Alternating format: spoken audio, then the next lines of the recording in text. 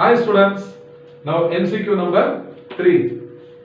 If at the same temperature and pressure, the densities of two diatomic gases are D1 and D2 respectively, the ratio of mean kinetic energy per molecule of the gases will be. So we have to find the ratio of what? The mean kinetic energy per molecule. So one molecule here actually it means what? Translationary motion only. Translatory motion. Understand?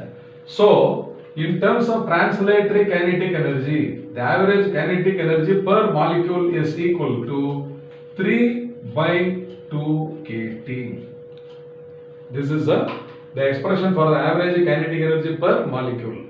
So you can see here that the average kinetic energy is directly proportional to what? The absolute temperature, that's all. It is independent of what? The densities. So Ke bar is independent of density.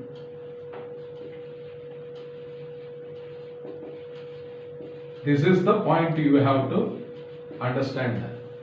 But already we have written so many expressions that the RMS velocity depends on the temperature, then the molar mass, density and all. That is for 1 mole of the gas. But here it is clearly given as what? Per molecule. So it depends only on the temperature. So if you take E1 is proportional to T, E2 is also proportional to T only. Understand? Therefore, what? E1 is to E2. E1 is to E2 is equal to what?